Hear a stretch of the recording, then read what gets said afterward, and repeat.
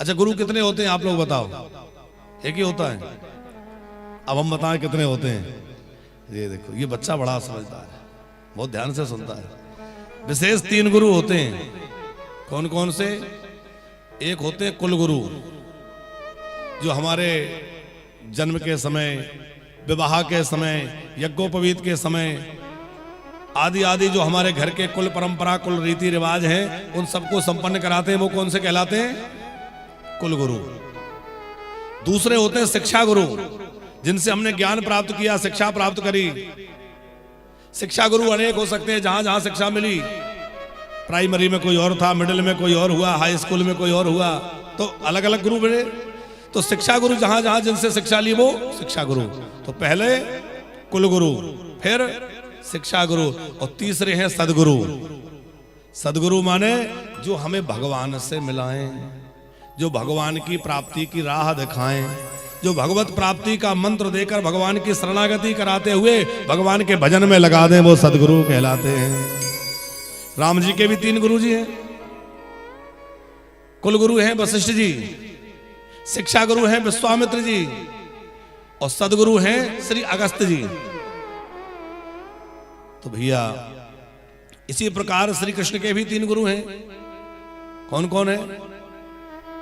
एक तो जब गोकुल में रहते थे, वृंदावन में रहते थे, तो शांडिल्य मुनि, फिर गर्गाचार्य जी जिन्होंने यज्ञोपवीत आदि कराया, फिर सांदीपनी मुनि, तो उनके भी 3 गुरु हैं। और फिर जो है तीसरे हैं दुर्वासा जी। तो गर्गाचार्य जी कुल गुरु, सांदीपनी मुनि शिक्षा गुरु, और दुर्वासा जी सदगुरु। श्री कृष्ण के भी ये 3 गुरु विशेष रूप से हैं। तो 24 गुरु कौन कौन से हैं? बोले पृथ्वी वायुराकाश आपो अग्निश्चंद्रमा रवि कपोतो अजगरः सिंधो पतंगो मधुकृत गजा मधुहा हरिणो मीना पिंगला कुर्रोर्भका कुमारी सत्कृत सर्प ऊर्णनाभि सुपेशकृत। श्री दत्तात्रेय जी कह रहे हैं पहला गुरु मैंने बनाया पृथ्वी को। अरे पृथ्वी से क्या सीख लिया? बोले पृथ्वी से मैंने सीखा है सहनशीलता और क्षमाशीलता। हम पृथ्वी पे गड्ढा खोद देते हैं, पृथ्वी नाराज नहीं होती। हम जहां तहां गंदगी कर देते हैं, पृथ्वी नाराज नहीं होती। किसान पृथ्वी पे हल जोतता है, उसको चीर देता है, लेकिन बदले में क्या देती है? अन्न उत्पन्न करके देती है। उसी प्रकार भैया कोई हमारे साथ कैसा भी करे, पर हम सबका हित ही चाहे, यही हमारी शिक्षा पृथ्वी से मिली है। सहनशीलता के साथ साथ क्षमाशीलता हमारे जीवन में बनी रहे। दूसरा गुरु मैंने बनाया है वायु को। उससे क्या सीखा? बोले उससे मैंने सीखा है निसंगता। वायु जो है जहां बढ़िया सुगंध हो वहां ठहरती नहीं है, और जहां दुर्गंध हो वहां से भागती नहीं है, एक जैसी बहती रहती है। दुर्गंध में भी वैसे ही और सुगंध में भी वैसे ही। उसी प्रकार साधक का जीवन होना चाहिए। जीवन में खुशियां आ जाएं तो ज्यादा फूले नहीं, और दुख आ जाएं तो ज्यादा परेशान ना हो। सबके साथ समान अवस्था में रहना चाहिए। सुख दुख ये सब आता रहेगा। कभी अच्छे लोग मिलेंगे, कभी बुरे लोग मिलेंगे, पर ना अच्छे लोगों में ज्यादा उलझे ना बुरे लोगों में। एक बात ध्यान रखिएगा, अच्छे लोगों से अच्छाई तो ग्रहण करनी चाहिए। किसी में कोई गुण है तो उसकी अच्छाई ग्रहण करना चाहिए, लेकिन वहां भी ज्यादा आकर्षित नहीं होना चाहिए। यदि किसी में कोई अच्छाई दिखे, अच्छा गुण दिखे, तो उसको भी भगवान का ही गुण मानना चाहिए कि देखो भगवान ने इसको कितना अच्छा गुण दे रखा है। उसमें भी भगवान का ही स्मरण करना चाहिए। नहीं तो हमें जिसमें बुराई देखेंगे उसमें दोष होगा, और जिसमें गुण देखेंगे उसमें राग होगा। तो राग और द्वेष दोनों ही बंधन के कारण हैं। तीसरा गुरु बनाया आकाश को। आकाश से क्या सीखा? बोले जैसे आकाश को कोई हथियार लेके काट नहीं सकता, अग्नि लेके आकाश को कोई जला सकता है? जैसे आकाश को ना तो जलाया जा सकता, ना काटा जा सकता, ना बेधा जा सकता, उसी प्रकार आत्मा की तरह ये आकाश की तरह ही आत्मा है। आत्मा को न कोई काट सकता, ना अग्नि जला सकती, ना वायु सुखा सकती। आत्म तत्व जो है वो आकाश के तरह अनादि और अविनाशी तत्व है, क्योंकि हम सब लोग अनादि भगवान के ही अंश हैं।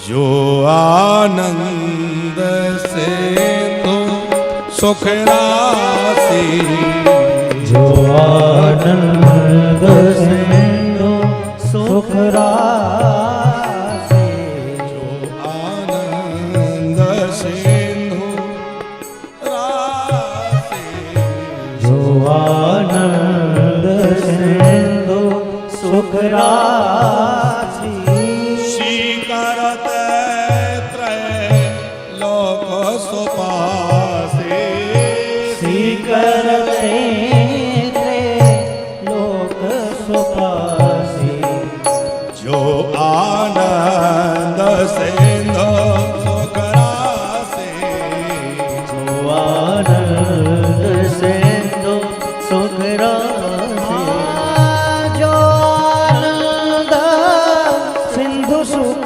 राशि, स्वीकरते त्रैलोक सुपासी, जो आनंद सिंधु सुख राशि, स्वीकरते त्रैलोक सुपासी, जो आनंद, जो आनंद, जो आनंद सिंधु, जो आनंद सिंधु परमात्मा है, उस अविनाशी के हम अंश हैं। इसलिए ईश्वर अंश जीव अविनाशी, चेतन अमल सहज सुख राशि।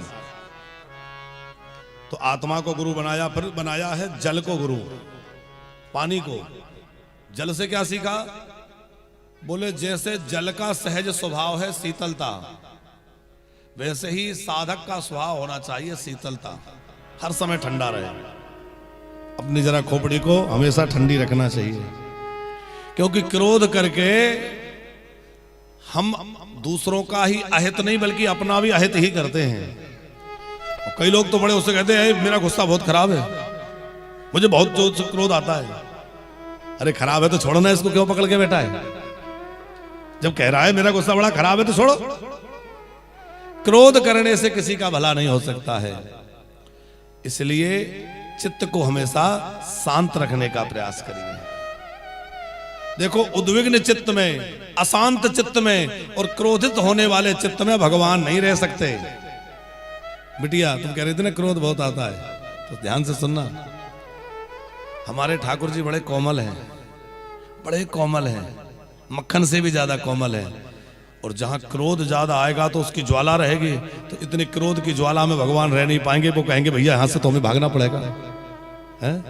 इसलिए अपने चित्त को शांत रखोगे तो ठाकुर जी आपके हृदय में प्रेम पूर्वक निवास करते रहेंगे, भगवान बसे रहेंगे।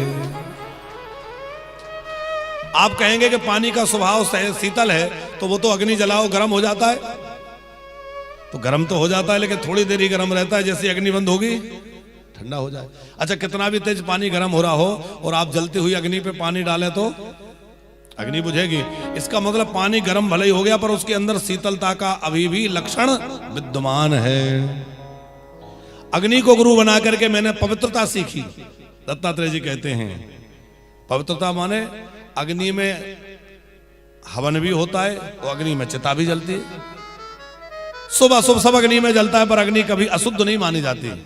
अग्नि तो परम पवित्र है, उसी प्रकार आत्मा भी परम पवित्र है। चंद्रमा को गुरु बनाकर मैंने सीखा कि लोग कहते हैं चंद्रमा घट गया या चंद्रमा बढ़ गया, लेकिन ये बताओ चंद्रमा घटता है क्या? चंद्रमा की कलाएं घटती हैं, चंद्रमा की कलाएं बढ़ती हैं। ना चंद्रमा घटता है और ना चंद्रमा बढ़ता है, पर हमें वो घटता और बढ़ता हुआ दिखता है। वस्तुतः उसकी कलाएं घटती बढ़ती हैं। उसी प्रकार हमारा शरीर घटता है, शरीर बढ़ता है। जन्म शरीर का हुआ, शरीर ही बढ़ेगा और शरीर ही घटेगा। आत्मा न बढ़ती है न घटती है, आत्मा एक समान रूप में रहती है। ये मैंने चंद्रमा को गुरु बना के सीखा। अच्छा आत्मा अलग है, शरीर अलग है, इसका अनुभव हमें नहीं होता। हम तो शरीर को ही आत्मा मान लेते हैं। आपने देखा होगा कि जिस नारियल के अंदर पानी होता है तो उसका जो अंदर गोला होता है गरी, वो गरी नारियल को कितनी तेज पकड़े रहती है, छुटाना मुश्किल होता है। और जब नारियल का पानी सूख जाता है तो गरी अलग हो जाती है, आवरण अलग हो जाता है। जब तक हमारे अंदर विषयासक्ति रहेगी तब तक हमें आत्मा अलग और शरीर अलग है इसकी अनुभूति नहीं होगी। लेकिन जैसे ही विषयासक्ति समाप्त होगी तो जैसे नारियल और उसका आवरण अलग हो जाता है वैसे ही आत्मा अलग और शरीर अलग है, इस बात का अनुभव हमें अंदर से हो जाए। बाहर से तो सब कहते हैं पर अनुभव नहीं हो पाता, इसके लिए अभ्यास की आवश्यकता है। सूर्य को गुरु बना के मैंने परोपकार सीखा। कोई सूर्य को प्रणाम करे तो भी प्रकाश है और ना करे तो भी प्रकाश है। सबको ऊर्जा और प्रकाश सूर्य समान भाव से दे रहे हैं। उसी प्रकार साधक को चाहिए कि वो सबके प्रति समान भाव रखे, किसी के साथ द्वेष नहीं, सबके प्रति करुणा का भाव। एक कबूतर को मैंने गुरु बनाया। महाराज कबूतर से क्या सीख लिया? बोले कबूतर से मैंने ये सीखा कि एक कबूतर अपने परिवार के साथ दाना चुग रहा था, उसकी कबूतरी का पैर जाल में फंस गया। किसी शिकारी ने जाल बिछा रखा था तो जाल में से फंस गया। अब वो उसको निकालने गया, वो उसका कर्तव्य था निकालना। प्रयास किया लेकिन वो उसको तो नहीं निकाल पाया, खुद भी फंस गया, उसके बच्चे भी फंस गए, पूरा परिवार फंस गया। शिकारी आया सबको ले गया। महाराज इससे क्या सीखा? बोले इससे ये सीखा है कि परिवार हमारा यदि संसार के विषय भोगों में फंसा हुआ है तो हम उनको निकालने की प्रयास तो करें, निकालने की कोशिश करें, पर ऐसा ना हो कि उन्हें निकालने के चक्कर में हम भी जो फंसे हैं उन्हें निकालने की चेष्टा करना बहुत अच्छी बात है, लेकिन ऐसा भी ना हो कि हम भी फंस के रह जाएं। इसलिए हमें सावधान रहना है। हो सके तो पूरे परिवार का कल्याण हो, इसके लिए हमें पूरे प्रयास करना चाहिए। पर बाकी लोग नहीं मान रहे और लोग भजन नहीं कर रहे तो हमें भी ये नहीं कि अब जब कोई नहीं करता तो हम भी क्यों करें। नहीं, कोई करे ना करे पर हमें भगवान के भजन में लगे रहना है, हमें अपना भजन नहीं छोड़ना है।